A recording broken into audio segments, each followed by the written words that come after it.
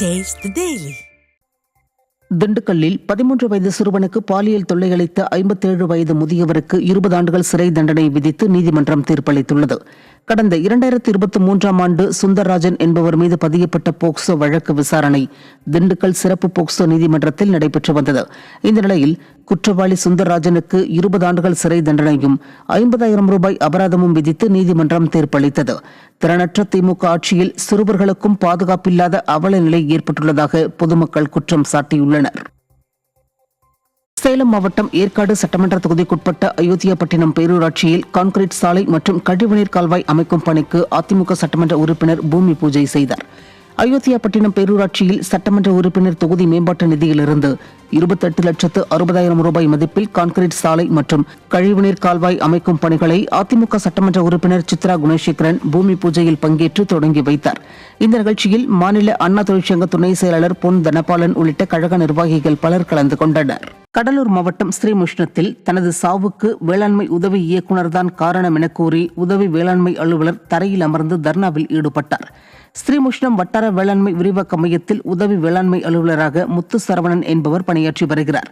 சபரிமலை ஐயப்பன் கோவிலுக்கு மாலை அணிந்துள்ள இவர் சபரிமலை செல்வதற்காக விடுப்பு கேட்டதற்கு வேளாண்மை உதவி இயக்குநர் கீதா தர மறுத்ததாக கூறப்படுகிறது.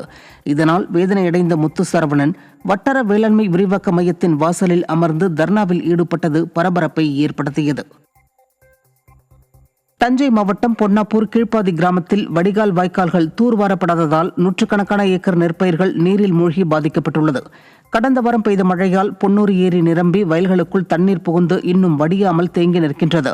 வடிகால் வாய்க்கால்களை முறையாக தூர்வாராமல் விடிய அரசின் வேளாண் அதிகாரிகள் மெத்தன போக்குடன் செயல்பட்டதால் ஏக்கருக்கு 40,000 செலவு செய்தும் நெற்பயிர்கள் நீரில் மூழ்கி நஷ்டமடைந்துள்ளதாக கூறும் விவசாயிகள் அரசு உரிய இழப்பீடு வழங்க வேண்டும் என கோரிக்கை விடுத்துள்ளனர்.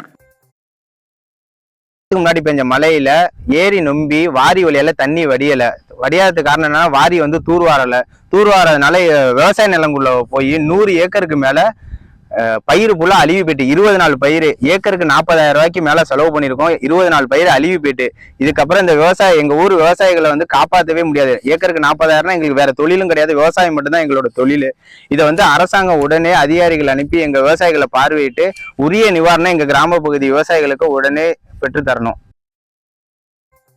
ராணிப்பேட்டை மாவட்டம் நெமிலி அடுத்த பரமேஸ்வரமங்கலம் கிராமத்தில் வீடுகளை சூழ்ந்த மழைநீர் வடியாததால் மக்கள் அவதிக்குள்ளாகி வருகின்றனர்.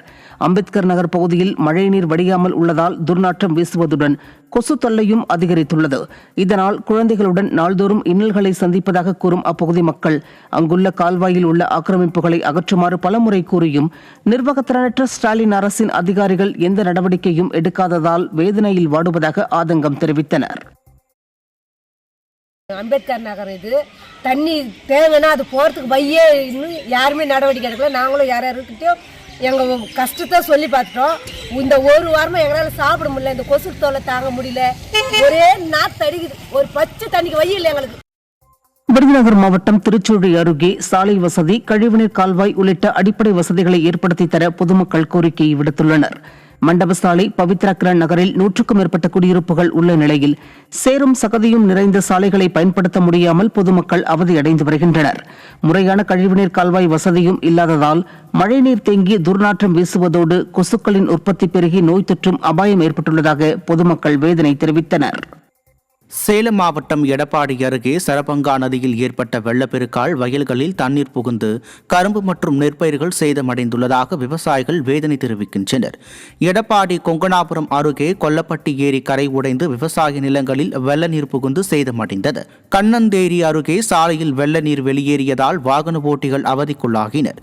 வயல்களுக்கு செல்ல பாலம் அமைத்து தர விவசாயிகள் கோரிக்கை விடுத்துள்ளனர். நெற்பயிர் மற்றும் கரும்பு விவசாயிகளுக்கு உரிய இழப்பீடு வழங்க வேண்டும் என விவசாயிகள் வலியுறுத்துகின்றனர். வாய்க்கால்ல இருந்து கசிவு நீர் ஃபுல்லா போகுதுங்க. கசிவு நீர் ஃபுல்லா போறதுனால நெற்பயிர் சேதம் அடைஞ்சிருக்குங்க, கரும்பு சேதம் அடைஞ்சிருக்கு. கரும்பு காடு ஃபுல்லா தண்ணி நிக்குதுங்க. தண்ணி நிக்கிறதுனால கரும்பெல்லாம் செவந்து போச்சுங்க, பழுத்து போச்சு.